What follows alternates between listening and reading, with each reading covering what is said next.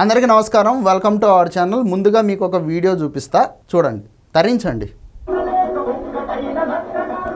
చూశారు కదండి, గుర్తుపట్టలేదా?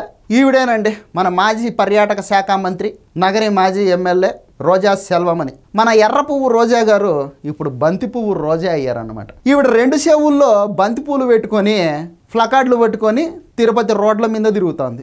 అంతగా ఈవిడికి ఏం కష్టం వచ్చిందని మీరు అనుకుంటారేమో.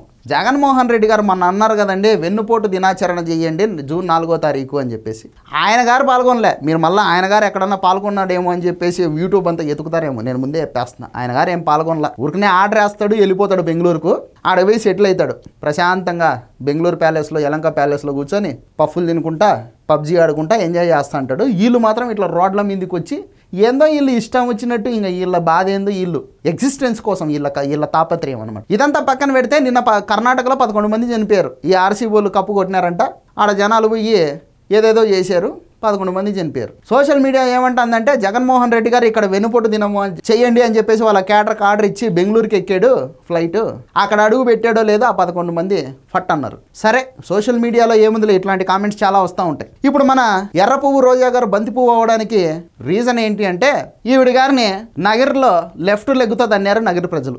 జగన్మోహన్ రెడ్డి గారిని 2 లెగ్స్తో ఎగిరెగిరి తన్నారు ఆంధ్రప్రదేశ్ ప్రజలు. దానికి ప్రజల మీద కోపంతో వెన్నుపోటు దినం అని చెప్పేసి జూన్ 4వ తారీఖు వీళ్ళు చేశారంట. వెన్నుపోటు దినము అనే దానికి డైరెక్ట్గా జనాలు మమ్మల్ని వెన్నుపోటు పొడిచారు అని చెబితే నెక్స్ట్ ఎలక్షన్లలో వీళ్ళకి డిపాజిట్లు కూడా రావు కదా. అందుకోసం వీళ్ళు ఏం చేశారు, చాలా తెలివి ఉపయోగించి, ఏదో పెద్ద తెలివైన వాళ్ళ మాదిరిగా చంద్రబాబు నాయుడు జనాలను వెన్నుపోటు పొడిచాడు అని చెప్పేసి వీళ్ళు మాట్లాడడం మొదలు పెడతా ఉన్నారు. చంద్రబాబు నాయుడు ఈ సంవత్సరం రోజుల్లో ఏం వెన్నుపోటు పొడిచాడో వీళ్ళకే తెలియాలి. ప్రజలకు మాత్రం చాలా క్లారిటీ ఉంది. ఎందుకంటే ఈ సంవత్సర కాలంలో చంద్రబాబు నాయుడు గారి ఆధ్వర్యంలో కూటమి ప్రభుత్వం రాష్ట్రానికి ఏం చేసింది అనేది ప్రజలకు క్లారిటీ ఉంది. ఎందుకంటే నిరుద్యోగులకు తెలుసు డిఎస్సి నోటిఫికేషన్ ఇస్తా ఉన్నారని చెప్పేసి, నిరుద్యోగులకు తెలుసు కానిస్టేబుల్ నోటిఫికేషన్ ఇచ్చారు, తొందరలో భర్తీ కూడా చేస్తున్నారు అని చెప్పేసి, నిరుద్యోగులకు తెలుసు దాదాపు 8 లక్షల కోట్ల పెట్టుబడులు తీసుకొని వచ్చారు నారా లోకేష్ గారు ఆంధ్రప్రదేశ్ రాష్ట్రానికి ఈ సంవత్సర కాలంలోనే అని చెప్పేసి, మహిళలకు తెలుసు దీపం 2.0 పథకం కింద 1,32,00,000 మందికి లబ్ధి చేకూరుస్తా ఉన్నాడు చంద్రబాబు నాయుడు అని చెప్పేసి, ప్రజలందరికీ తెలుసు పవన్ కళ్యాణ్ గారు రాష్ట్రంలో ఉన్నటువంటి రోడ్లన్నిటినీ తన పంచాయతీరాజ్ శాఖతో పూడుస్తా ఉన్నాడు అని చెప్పేసి, ఇక అమరావతి గురించి ప్రతిరోజు ప్రతి నిత్యం మంచి న్యూస్ వస్తానే ఉంది. ఆంధ్రప్రదేశ్ రాష్ట్రానికి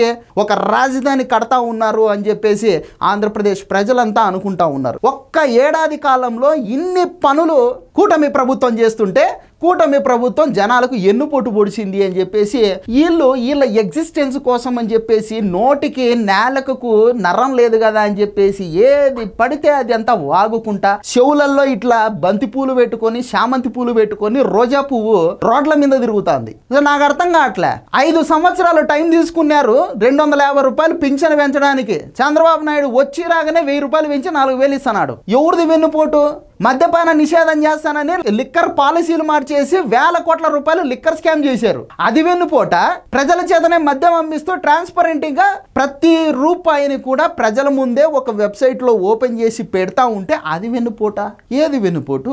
5 ఏళ్ళు చేతిలో పెడితే ఒక రోడ్డు వేయకుండా, ఒక తట్టెడు మట్టి వేయకుండా, ఒక ప్రాజెక్టు కట్టకుండా, ఒక పథకం సరిగా అమలు చేయకుండా, ఒక రాజధాని కట్టకుండా, ఆ కనీసం చెప్పిన 3 రాజధానులు కూడా డెవలప్ చేయకుండా, ఒక పరిశ్రమ తీసుకురాకుండా, ఒక పెట్టుబడి తీసుకురాకుండా, ఒక ఉద్యోగ నోటిఫికేషన్ ఇవ్వకుండా, ఒక ఉద్యోగాల భర్తీ చేయకుండా 5 ఏళ్ల పాటు మీరు జనాలకు వెన్నుపోట్లు పొడిచి పైపెచ్చు బాబాయ్ మర్డర్ అని యాక్టింగులు చేసి, కోడికత్తి మర్డర్ అని యాక్టింగులు చేసి, గులకరాయి మర్డర్ అని మళ్ళీ యాక్టింగులు చేసి, ఇన్ని దిక్కుమాలిన అడ్డగోలు పర్ఫార్మెన్స్లు ఇచ్చి జనాల చేత చీకొట్టించుకొని 11 సీట్లకు పరిమితమై ఒకరు బెంగళూరుకు, ఒకరు చెన్నైకి, ఒకరు హైదరాబాద్కు, ఒకరు విదేశాలకు, కొంతమంది జైళ్లకు.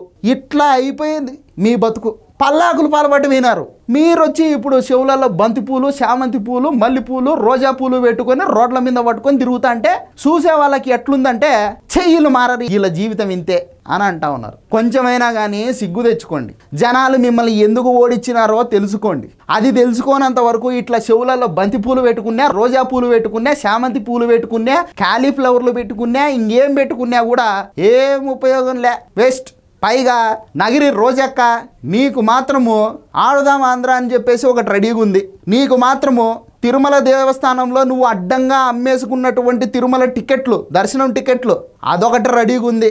అఫ్ కోర్స్ నువ్వు అనొచ్చేమో ఏం చేస్తారు, రేపు చేస్తారా అని. నిన్నెవరు ఏం చేయలేరు, కానీ నువ్వు చేసిన పనికిమాలిన పనులకు నువ్వు కూడా వెళ్తావు, రెడీగా ఉండు, కొంచెం బట్టలు గిట్టలు సర్దుకొని అని చెప్పేసి కూటమి కార్యకర్తలు డైరెక్ట్గా రోజా సెల్వమణి గారిని ట్యాగ్ చేసి మరీ సోషల్ మీడియాలో చెప్తా ఉన్నారనమాట.